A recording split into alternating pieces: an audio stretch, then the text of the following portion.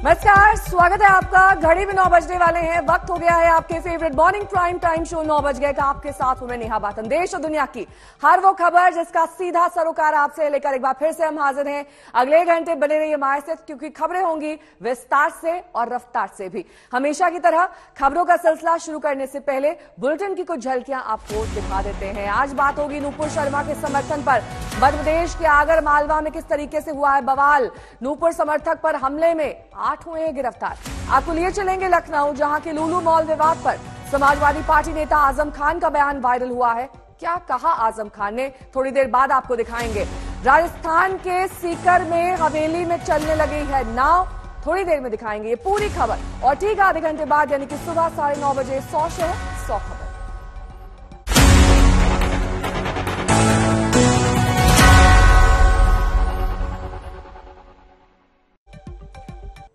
और सबसे पहले बुलेटिन की शुरुआत करेंगे अहमदाबाद से आ रही एक बड़ी खबर के साथ। गुजरात चुनाव से ठीक पहले कांग्रेस अध्यक्ष जगदीश ठाकुर के बयान पर बवाल मच गया है। ठाकुर के बयान से भड़के विश्व हिंदू परिषद के कार्यकर्ताओं ने कांग्रेस दफ्तर पर देर रात हमला बोल दिया और कांग्रेस ऑफिस पर हज हाउस लिख दिया।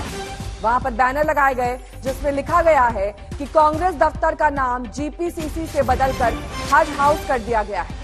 दरअसल जगदीश ठाकुर ने पूर्व प्रधानमंत्री मनमोहन सिंह के एक बयान का जिक्र किया था, जिसमें यह कहा गया था कि देश की तिजोरी पर पहला हक अल्पसंख्यकों का है।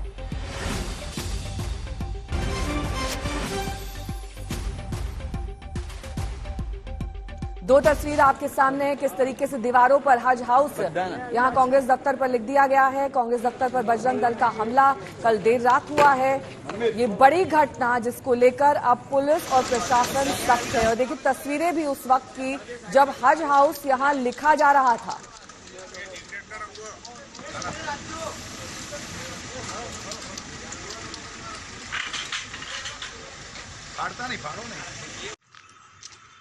ડંકાની ચોટ ઉપર આ દેશના પ્રધાનમંત્રી એમ કહેતા હતા કે આ હિન્દુસ્તાનની તિજોરી ઉપર સૌથી પહેલો અધિકાર માયનો નહીં। આ દેશનો કોંગ્રેસનો પ્રધાનમંત્રી ડંકાની ચોટ ઉપર નહીં મેલા એ જ બોલવાથી કેટલું નુકસાન થયું એ પણ કોંગ્રેસને ખબર છે। गोपी घांगर मेरी सहयोगी इस वक्त तमाम जानकारी के साथ सीधे अहमदाबाद से जुड़े हैं। गोपी देखिए तस्वीरें कैद हुई हैं, कैसे हज हाउस यहाँ पर बकायदा ये लोग लिख रहे हैं, इनके चेहरे भी दिखाई दे रहे हैं। क्या कुछ कार्रवाई अभी तक पुलिस ने की है? बिल्कुल, देखिए फिलहाल तो यहाँ पे मैं इस वक्त कांग्रेस दफ्तर पर मौजूद हूँ और कांग्रेस दफ्तर पर आप देख सकते हैं यहाँ मेरे पीछे जहाँ पे हज हाउस लिखा गया था वहाँ पे व्हाइट वॉश लगा दिया गया है।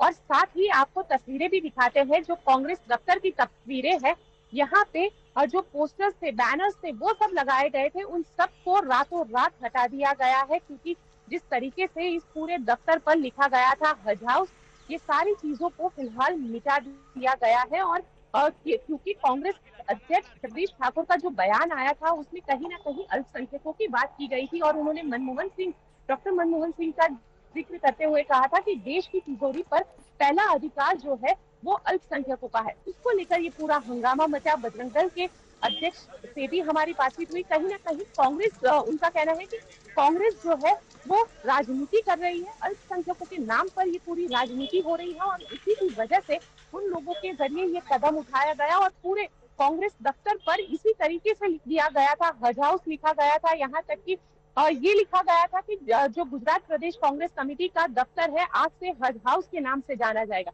तो कहीं ना कहीं मुस्लिम तुष्टीकरण की जो राजनीति है वो कांग्रेस करने जा रही थी। जिस तरीके का ये बयान है उससे तो यही लगता है कि जगदीश ठाकुर का बयान ऐसे वक्त पर आया है जब गुजरात में चुनाव होने हैं, 6 महीने का वक्त भी नहीं रहा है और वैसे में बीएसपी बजरंग दल जो है वो पूरी तरीके से एक्टिव होके इसका विरोध कर रही है। नेहा, साथ ही जिस तरीके से आप गोपी जानकारी दे रही हैं कि अब वापस यथास्थिति बनाने की कोशिश की गई है ताकि ये मामला और ज्यादा ना बढ़े, लेकिन ये जो अल्पसंख्यकों के तुष्टीकरण की राजनीति है इससे गुजरात कैसे बच पाएगा, क्योंकि आगामी चुनाव में इस घटना का जिक्र बार बार किया जाएगा।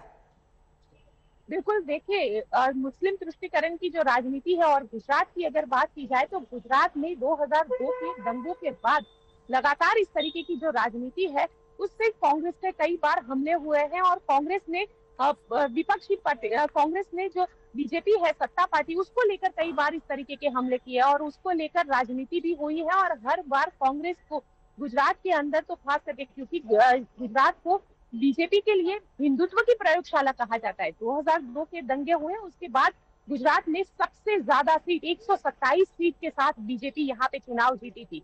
और उसके बाद लगातार जिस तरीके से सिलसिला चला तो 27 साल कह सकते हैं कि 27 साल से कांग्रेस सत्ता से बाहर है। लगातार कांग्रेस की जो आला नेता है वो कोशिश कर रहे हैं। पिछली बार काफी अच्छे नतीजे आए थे, लेकिन हालात क्या हुए, 77 सीट में से आज कांग्रेस 63 सीट पर सिमट गई है। 5 साल में इतने नेता कांग्रेस को छोड़ के चले गए। और अब जब क्योंकि हार्दिक पटेल ने भी ये बयान दिया था कि कांग्रेस जो है इस तरीके की तुष्टीकरण की राजनीति कर रही है, और वैसे में अब जिस तरीके का कांग्रेस का ये जो बयान आया है और कांग्रेस अध्यक्ष के जरिए ये बयान आया है, उसको लेकर अब जो बवाल है, जो राजनीति है, वो गुजरात में शुरू हो गई है। ठीक है, बहुत बहुत शुक्रिया गोपी इस तमाम जानकारी के लिए आप पर। इस बीच राजस्थान के श्रीगंगानगर से भी एक बड़ी खबर आ रही है। पिछले दिनों भारत पाकिस्तान सीमा से गिरफ्तार आतंकी रिजवान को लेकर एक बड़ा खुलासा हुआ। श्रीगंगानगर के एसपी आनंद शर्मा ने खुलासा किया कि आतंकी रिजवान ने ही पाकिस्तान के लाहौर किले में रखी महाराजा रणजीत सिंह की प्रतिमा को तोड़ा था। उस वक्त पाकिस्तान पुलिस ने रिजवान को हिरासत में लिया था। यह घटना 17 अगस्त 2021 की है। श्रीगंगानगर के एसपी ने यह बड़ा खुलासा किया है रिजवान को लेकर। यही आरोपी है। घटना 17 अगस्त 2021 की है और अब श्रीगंगानगर में यह पकड़ा गया है। लाहौर किले में रणजीत सिंह की प्रतिमा रिजवान ने ही तोड़ी थी। एसपी की ओर से खुलासा किया गया है।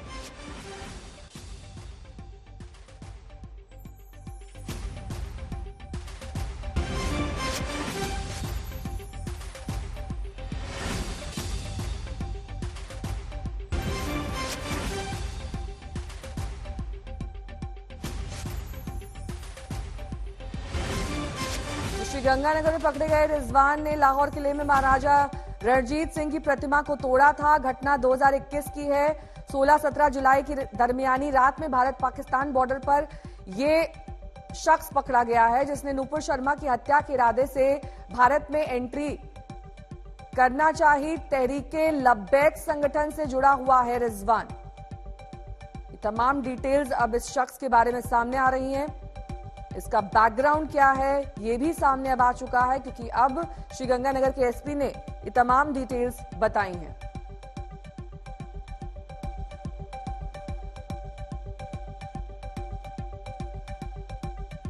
लगा वो ये है कि अगस्त 2021 में इसने लाहौर के किले में जाकर के और वहाँ पर महाराजा रणजीत सिंह की एक मूर्ति थी, उसको इसने तोड़ दिया था। तब वहाँ जो फोर्ट के गार्ड्स थे उन्होंने इसको पकड़ा था और पुलिस को सौंपा था और वहाँ इसके खिलाफ एक FIR दर्ज हो गई, अरेस्ट हुआ था, जिसमें बाद में ये बेल आउट हो गया। ये नूपुर शर्मा को मारने के लिए जाने वाला था। कोई रास्ता रोड में या यहाँ पे गंगानगर के अंदर या हिंदुस्तान में और कोई इनके लिंक या कोई जानकारी ऐसी कोई सामने आई हो? नहीं, इस तरह की कोई तथ्य अभी सामने नहीं। तो यहां किसी तरह के लिंक्स नहीं है, ये एसपी खुलासा कर रहे हैं। उनका कहना है कि 16-17 जुलाई की दरमियानी रात में इसने भारत पाक बॉर्डर पर एंट्री लेने की कोशिश की थी जब ये पकड़ा गया और नूपुर शर्मा की हत्या के इरादे से भारत आना चाहता था रिजवान। बात मध्य प्रदेश की करेंगे, जहां के आगर मालवा में मचे बवाल से नूपुर शर्मा विवाद को एक नया मोड़ मिल गया है। समर्थन में दिए गए एक बयान पर विशेष समुदाय के कुछ लोगों ने हमला बोल दिया था। इस मामले में पुलिस ने 13 में से 8 लोगों को गिरफ्तार किया है। बाकी नामजद आरोपियों की खोज जारी है। साथ ही प्रशासन ने आरोपियों के अवैध अतिक्रमण को हटाने की कार्रवाई शुरू कर दी है। कल इस बात की मुनादी की गई कि अतिक्रमण हटा लिया जाए, वरना प्रशासन इसे हटा देगी। आगरमालवा की यह घटना, प्रशासन ने मुनादी कर अतिक्रमण हटाने के लिए कहा है। अगर ऐसा नहीं किया गया तो सख्ती से कदम उठाए जाएंगे। आरोपियों की संपत्ति पर बुलडोजर चलाने की तैयारी पूरी कर ली गई है।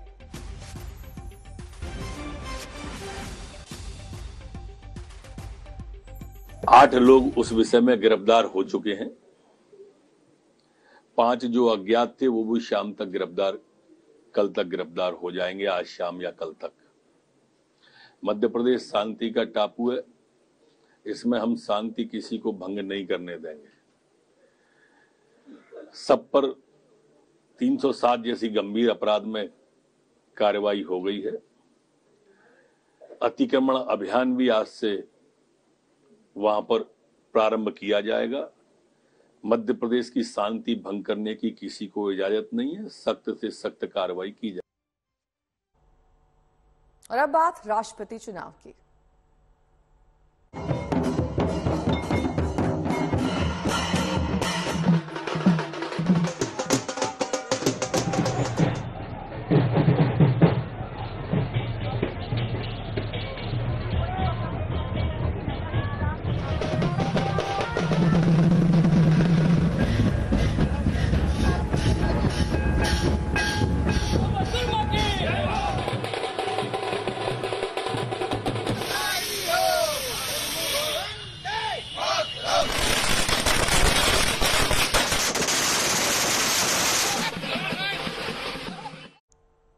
राष्ट्रपति चुनाव में एनडीए की प्रत्याशी द्रौपदी मुर्मू ने ऐतिहासिक जीत दर्ज की है। वो सर्वोच्च संवैधानिक पद पर पहुंचने वाली देश की पहली आदिवासी और दूसरी महिला राष्ट्रपति होंगी। मुर्मू की जीत पर कल पूरे देश में जश्न मनाया गया।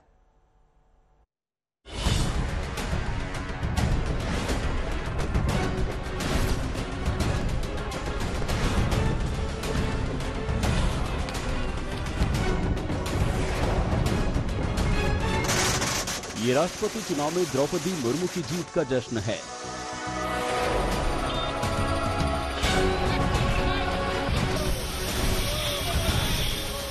ये भारतीय लोकतंत्र में इतिहास रचे जाने का जश्न है।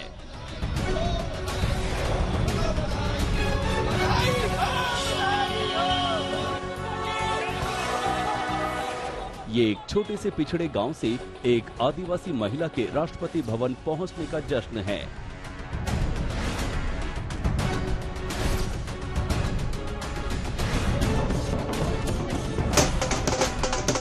ओडिशा से दिल्ली तक जश्न ही जश्न है।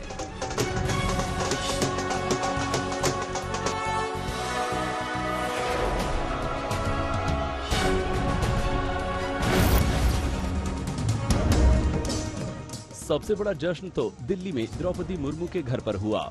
मुर्मू की जीत का ऐलान होते ही ओडिशा, असम, नागालैंड तमाम राज्यों से पहुंचे आदिवासी लोक कलाकार खुशी से झूम उठे।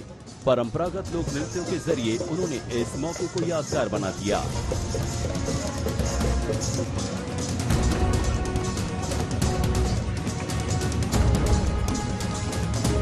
आप कहाँ से आए हैं? आप लोग असम से।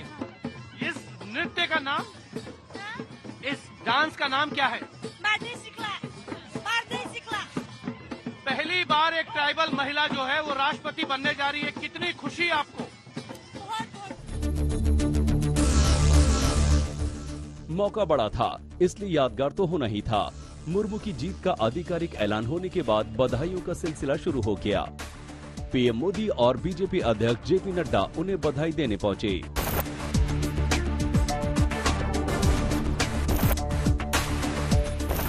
गृह मंत्री अमित शाह और रक्षा मंत्री राजनाथ सिंह ने भी मिलकर द्रौपदी मुर्मू को देश के सबसे ऊंचे सत्ता सिंहासन पर पहुंचने की बधाई दी।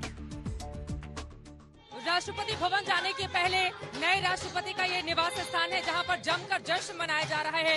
प्रधानमंत्री नरेंद्र मोदी ने आकर उनसे मुलाकात की। इसके अलावा गृह मंत्री अमित शाह की मुलाकात हो चुकी है।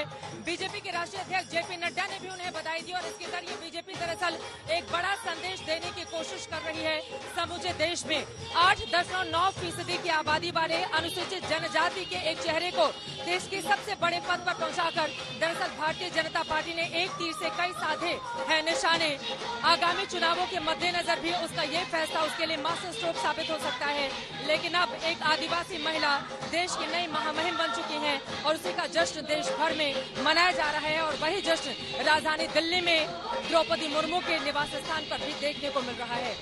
भारत के लोकतंत्र की ताकत, गांव, गरीब, किसान, झुग्गी झोपड़ी का इंसान भारत महान का राष्ट्रपति बन सकता है।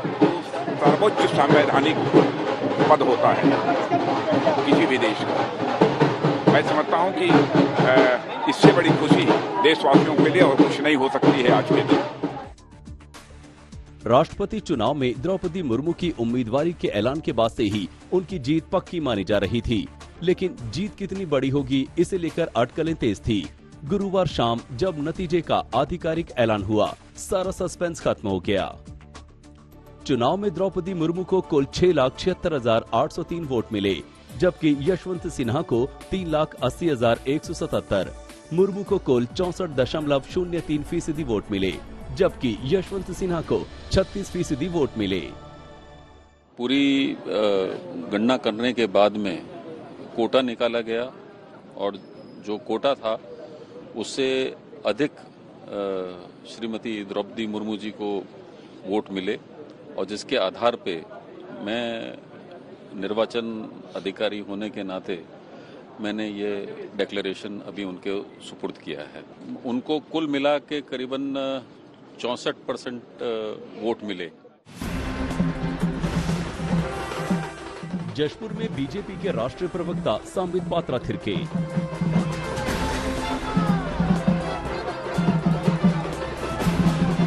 पटना में बीजेपी कार्यालय के बाहर बिहार के उप मुख्यमंत्री रेणु देवी और तारकिशोर प्रसाद ने ढोल बजाकर खुशी का इजहार किया।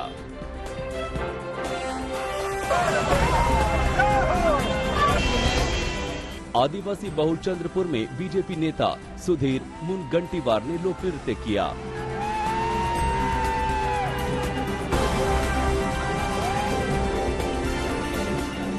जमशेदपुर में झारखंड के सीएम रघुवर दास ने ढोल बजाकर खुशी का इजहार किया।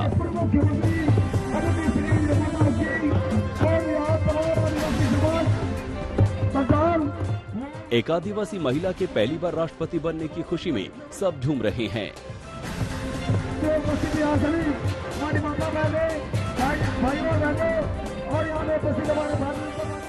उधर द्रौपदी मुर्मू के गांव ओडिशा के मयूरभंज जिले के रायरंगपुर में दिवाली जैसा नजारा था। खुशी से लोगों ने दिए जलाए, आतिशबाजी की, मिठाइयां बांटी।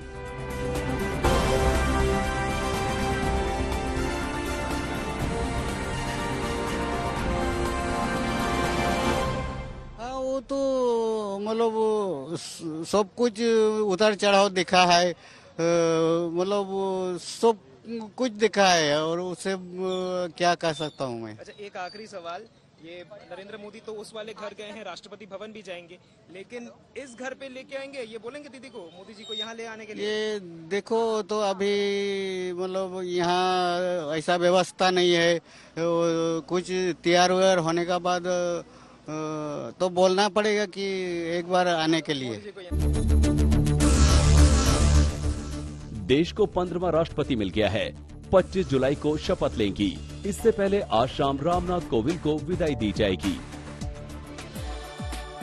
मयूरभंज के रायरंगपुर से सूर्याग्नि रॉय के साथ चित्रा त्रिपाठी और हिमांशु मिश्रा, दिल्ली आज तक।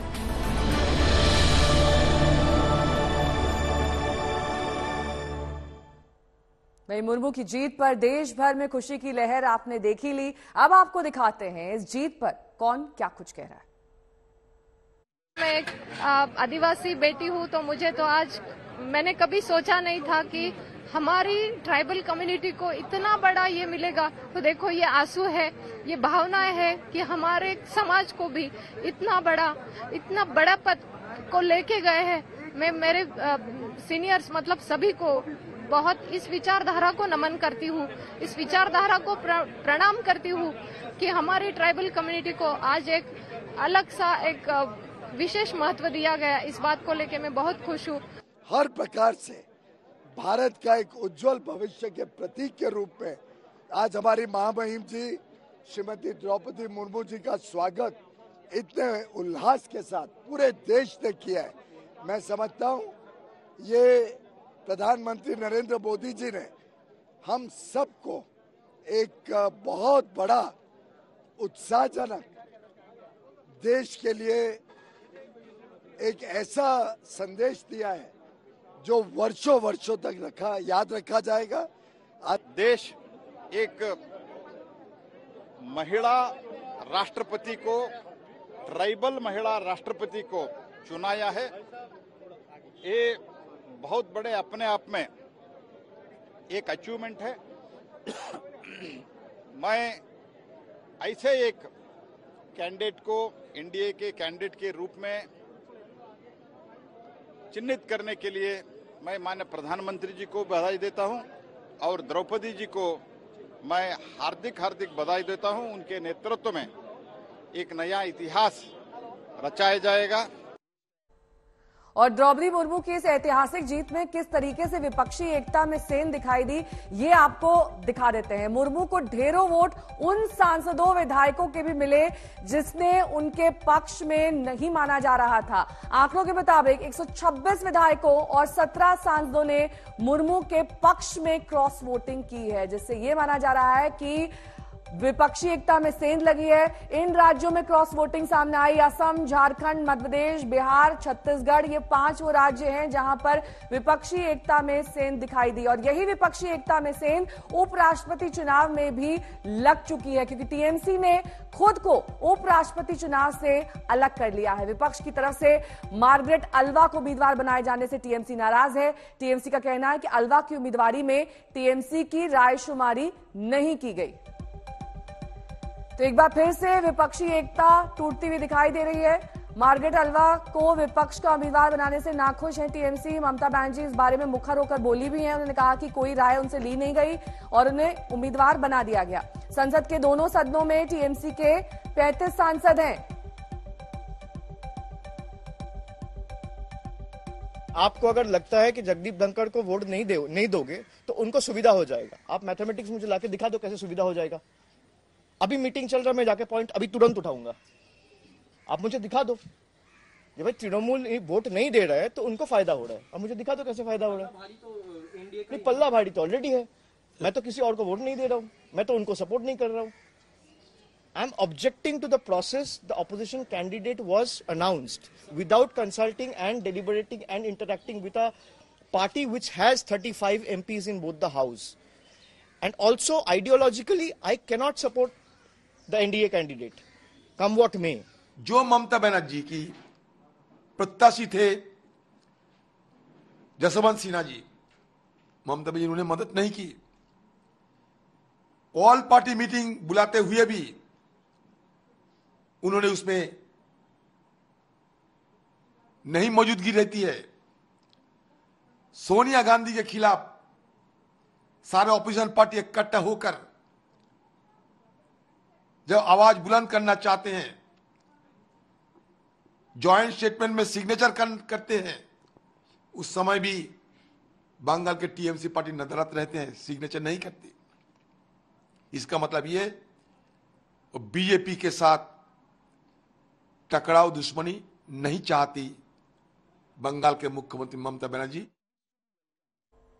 और अब बात यूपी की सियासत में मचे हंगामे की, क्योंकि यूपी बीजेपी में ऑल इज वेल है या ये दिखाने की कवायद की जा रही है। सीएम योगी से मिलने के बाद नाराज मंत्री दिनेश खटीक ने जो कुछ कहा उससे यही संकेत मिल रहे हैं कि सब कुछ ठीक हो गया।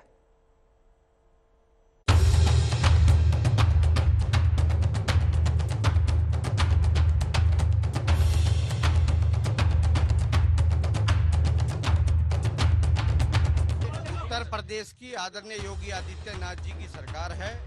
जीरो टॉलरेंस पे इसमें काम होता है और आगे भी होता रहेगा। तो मान गए दिनेश खटीक। योगी सरकार के नाराज मंत्री दिनेश खटीक की नाराजगी के खूब चर्चे थे। दिल्ली दरबार तक उन्होंने शिकायत कर दी थी, लेकिन बीजेपी राष्ट्रीय अध्यक्ष जेपी नड्डा से मुलाकात के बाद यूपी के सीएम योगी आदित्यनाथ और अपने ही मंत्रालय के सीनियर मंत्री स्वतंत्र देव सिंह से मुलाकात के बाद उनका गुस्सा खत्म हो गया। देखिए आज तक से एक्सक्लूसिव बातचीत में उन्होंने क्या कहा। स्वतंत्र देव सिंह जी मेरे बड़े भाई हैं और वो कैबिनेट मंत्री हैं, मेरे प्रदेश अध्यक्ष हैं। हमने कुछ कहा नहीं उनको उस चीज के आपके लेटर के बारे में, सीएम बर्खास्तगी की बात आपने सर कहा था रिजाइन करेंगे आप। ये उत्तर प्रदेश की आदरणीय योगी आदित्यनाथ जी की सरकार है। जीरो टॉलरेंस पे इसमें काम होता है और आगे भी होता रहेगा। 25 मार्च 2022 को योगी आदित्यनाथ ने दूसरी बार देश के सबसे बड़े सूबे के सीएम पद की शपथ ली, लेकिन दूसरी पारी में 117 दिनों के अंदर ही सरकार में खींचतान की खबरें आने लगी। जल शक्ति राज्य मंत्री दिनेश खटीक ने अपनी नाराजगी खुलेआम जाहिर कर दी। जिस मंत्री को पहले योगी से शिकायत बतानी थी, वो सीधे राष्ट्रीय अध्यक्ष जेपी नड्डा के पास पहुंच गए। दिनेश खटीक के साथ पश्चिम के सह संगठन मंत्री कर्णवीर भी मौजूद रहे। जेपी नड्डा ने उनकी बात सुनी, लेकिन उन्हें नसीहत भी दी। सूत्रों के मुताबिक जेपी नड्डा ने दिनेश खटीक को सख्त हिदायत देते हुए कहा कि नाराजगी के मसले को पार्टी फोरम में ही उठाया जाना चाहिए। दिल्ली में जेपी नड्डा से मिलने के बाद खटीक सीएम योगी से मिले और मन का भेद दूर कर लिया। इधर नाराजगी की खबरों के बीच उन्नाव के सफीपुर से बीजेपी विधायक बम्बालाल दिवाकर का लेटर सामने आया है। उन्होंने लेटर में लिखा है कि एग्जीक्यूटिव इंजीनियर उनका फोन तक नहीं उठाते। इतना ही नहीं, इंजीनियर ने उन्हें फोन पर गालियां भी दी। इस बीच उत्तर प्रदेश के अपर मुख्य सचिव स्वास्थ्य अमित मोहन प्रसाद की मुसीबत बढ़ती नजर आ रही है। प्रधानमंत्री कार्यालय ने उनके खिलाफ जांच के आदेश दिए हैं।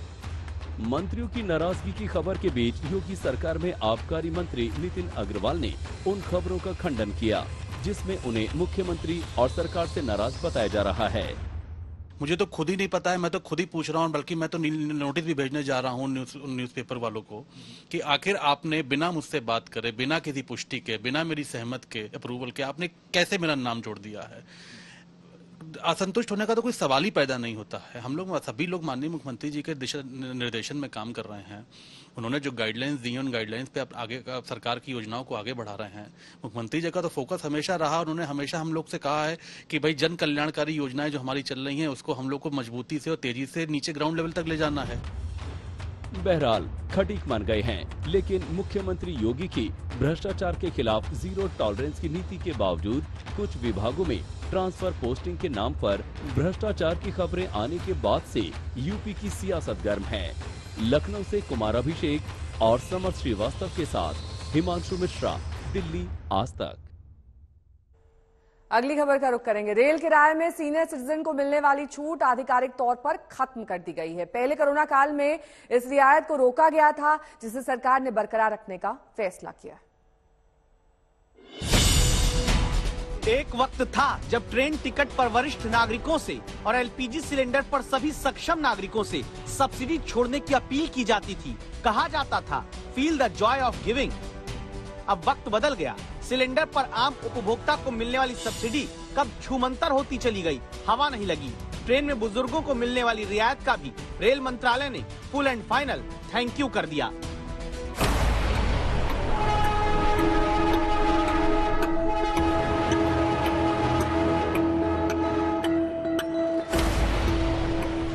मार्च 2020 यानी कोरोना काल से पहले की बात है, जब देश में 58 वर्ष से ऊपर की बुजुर्ग महिलाओं को 50% तक और 60 वर्ष से ऊपर के वरिष्ठ पुरुष नागरिकों को रेलवे में सफर के दौरान 40% की छूट किराए में मिलती थी।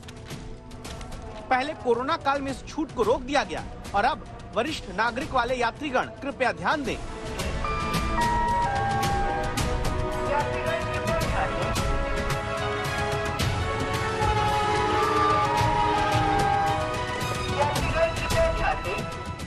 सीनियर सिटीजन को मिलने वाली रियायत शुरू करने से अब रेल मंत्रालय ने इनकार कर दिया है। संसद में रेल मंत्री ने कहा है कि अब टिकट पर कंसेशन दिया तो रेलवे की वित्तीय सेहत पर असर पड़ेगा। यानी देश में करोड़ों बुजुर्ग नागरिक जो रिटायरमेंट के बाद आर्थिक रूप से कमजोर हो जाते हैं, उन्हें अब ट्रेन में सफर के दौरान मिलने वाली रियायत दोबारा नहीं मिलेगी।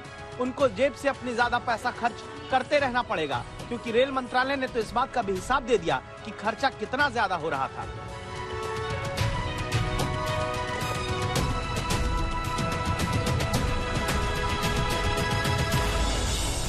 रेल मंत्री ने बताया कि सीनियर सिटीजन को रेल टिकट पर छूट देने के चलते 2017-18 में रेलवे को 1491 करोड़ रुपए का नुकसान हुआ। 2018-19 में 1636 करोड़ रुपए और 19-20 में 1667 करोड़ रुपए के नुकसान का हवाला दिया गया।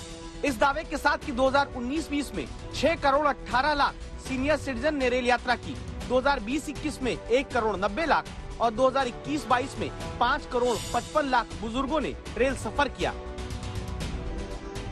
अच्छा हाँ, ये बात भी नोट कर लीजिए कि देश में वोट देने वाले वरिष्ठ नागरिक तो अब ट्रेन में मिलने वाली किराए की छूट दोबारा नहीं पाएंगे, लेकिन उन्हीं सीनियर सिटीजन के वोट से बने सांसद और हो गए पूर्व सांसद को ट्रेन में सफर करने पर दी जाने वाली सब्सिडी जारी थी, जारी है, जारी रहेगी।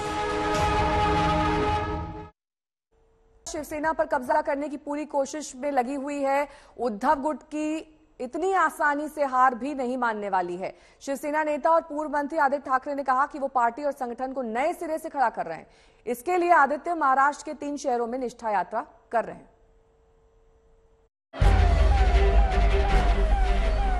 पूर्व मंत्री आदित्य ठाकरे ने अपने 3 दिन की निष्ठा यात्रा की पहली रैली ठाणे में की, जो शिवसेना के बागी नेता और मुख्यमंत्री एकनाथ शिंदे का गढ़ है। आदित्य ठाकरे का यहां शिव सैनिकों ने जोरदार स्वागत किया। अच्छी खासी संख्या में लोग आदित्य को सुनने आए। आदित्य ठाकरे के इस शक्ति प्रदर्शन को एकनाथ शिंदे को दी गई चुनौती के रूप में देखा जा रहा है। एकनाथ शिंदे एक के बाद एक शिवसेना के विधायकों, सांसदों, नगर सेवकों को अपने पाले में करते जा रहे हैं। वहीं ठाणे में आदित्य ने कहा कि वो अपनी पार्टी को नए सिरे से खड़ा करेंगे और लोगों को साथ जोडेंगे। एक महाराष्ट्रात पूर्णपणे वेगळं वातावरण होतं, एक दुःखदायक वातावरण होतं आणि हे स्वतःचं दुःख विसरून जायला मी हा शिवसंवाद दौरा घेतलेला आहे, आपल्याशी भेटायला, आपल्याकडून प्रेम आणि आशीर्वाद घ्यायला। कारण जे काही चित्र मला दिसत होतं, मी बघत होतो, ते क्लेशदायक होतं, अतिशय दुःखदायक होतं। म्हणजे तुम्ही विचार करा, आपण जवळून पाहिलेलं आहे, सर्वांनी शिवसैनिक म्हणून पाहिलेलं आहे, मतदार म्हणून पाहिलेलं आहे की ज्यांना ज्यांना आपण स्वतःहून ओळखलं, पुढे आणलं, त्यांची ओळख दिली, तिकीट दिले, मंत्रीपद दिली, जे जे आपण करू शकलो ते करून दिलं। ते केल्यानंतर जसं आपल्याला ते सोडून गेले, आपल्याला धोका देऊन सोडून गेले, आपल्याशी गद्दारी करून सोडून गेले, हे तुम्हाला तरी पटणार आहे का? मी जे बघितलेलं आहे। ठाणे में आदित्य ठाकरे ने अपने भाषण में कहा कि पिछले दिनों ठाकरे परिवार के साथ जो गद्दारी की गई है, उसे देखकर मुझे लगने लगा है कि राजनीति अच्छे लोगों के लिए नहीं है। बागियों पर निशाना साधते हुए आदित्य ने कहा कि उद्धव ठाकरे को तब धोखा दिया गया जब वो बीमार थे। म्हणून त्यांच्या वेदना बघितलेले आहेत की बेडमधून हलता येत नव्हतं, तरी देखील त्या हॉस्पिटल बेडमधून मंत्रिमंडळाची बैठक केली आणि लोकांची सेवा करत राहिले। पण माणुसकी बघा या गद्दारांची कशी असते, वृत्ती बघा गद्दारांची कशी असते की ज्या मिनिटाला त्यांना कळलं की एक नाही 2 ऑपरेशन झालेले। शिवसेना, एनसीपी और कांग्रेस के साथ आने से बनी महाविकास आघाड़ी सरकार पिछले महीने एकनाथ शिंदे की बगावत के बाद औंधे मुंह गिर गई थी। 29 जून को उद्धव ठाकरे ने सीएम पद से इस्तीफा दिया था। अगले दिन एकनाथ शिंदे सीएम बन गए थे। अब शिंदे और उद्धव गुट में पार्टी पर कब्जे को लेकर जंग चल रही है। 55 में से 40 विधायक, 19 में से 12 सांसदों को अपने पाले में करने के बाद शिंदे गुट ने चुनाव आयोग को पत्र लिखा है। इसमें उन्होंने खुद को असली शिवसेना बताते हुए अपनी बनाई नई कार्यकारिणी के गठन की जानकारी दी है। उधर मुंबई में एनसीपी सांसद प्रफुल्ल पटेल के वर्ली स्थित सीजे हाउस का इकबाल मिर्ची मनी लॉन्ड्रिंग केस से ताल्लुक होने का आरोप है। ठाणे से मिथिलेश गुप्ता के साथ आज तक ब्यूरो। उत्तर प्रदेश वो राज्य है जहां सबसे ज्यादा एक्सप्रेसवे हैं। उन्हीं में से एक एक्सप्रेसवे बुंदेलखंड को 5वें दिन पहली बारिश ने धो डाला है। बारिश ने एक्सप्रेसवे पर गड्ढे का सच दिखा दिया है।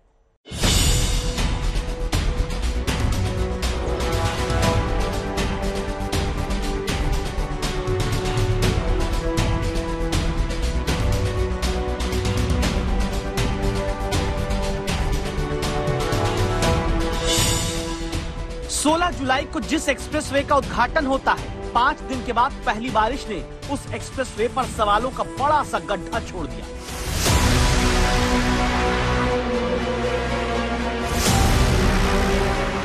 जिस एक्सप्रेसवे की बुलंदियों की बातें खूब हुई, उसी एक्सप्रेसवे पर 120 घंटे के भीतर बारिश यूं सारी बुलंदियों के दावों को धंसा देगी, अंदाजा किसी को रहा नहीं होगा।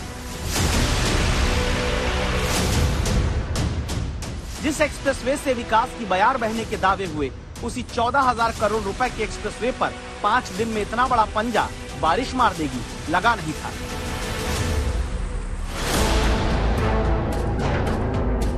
फूल और कांटे फिल्म का गाना तो यही बना था कि पहली बारिश मैं और तू, दूर से भीनी खुशबू आए, लेकिन पहली बारिश में उद्घाटन के 5वें दिन एक्सप्रेसवे पर गड्ढा बन जाए, ये कैसे हो गया?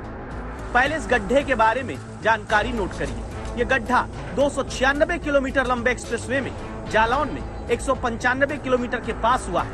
एक्सप्रेसवे की गिट्टी उखाड़ देने वाले इस गड्ढे की गहराई 2 फीट के करीब है। भ्रष्टाचार के कटघरे में पूरे एक्सप्रेसवे के निर्माण को खड़ा करने वाला ये गड्ढा करीब 8 फीट लंबा है, जिसकी वजह से फर्राटा मारते गाड़ियां जहां चलनी थी, वहां फिलहाल जेसीबी चलाकर गिट्टी डालकर एक्सप्रेसवे में हुए डैमेज कंट्रोल किया जा रहा है।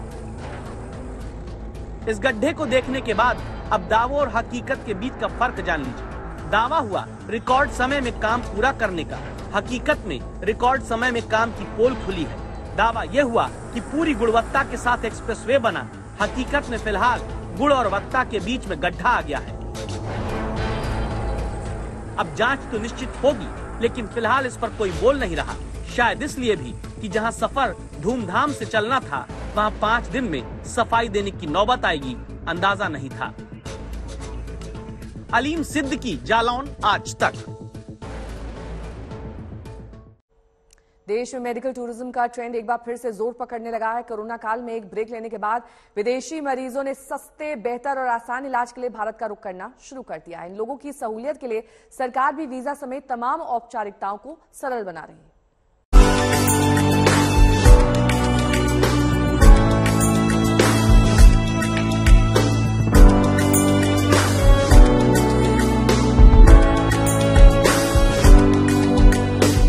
मेडिकल सेक्टर में भारत की पहचान दुनिया की फार्मेसी के तौर पर है। दुनिया को दवा सप्लाई करने के मामले में भारत काफी आगे है। अगर बात करें पिछले साल की तो 2021-22 में भारत ने 24.4 अरब डॉलर कीमत की दवाओं का निर्यात किया था। ये आंकड़ा 2020-21 के मुकाबले 18% ज्यादा था। दवाओं की मात्रा के हिसाब से भारत दुनिया का तीसरा सबसे बड़ा उत्पादक देश है। ऐसे में सस्ते और अच्छे इलाज के लिए कई देशों से मरीज भी भारत आते हैं।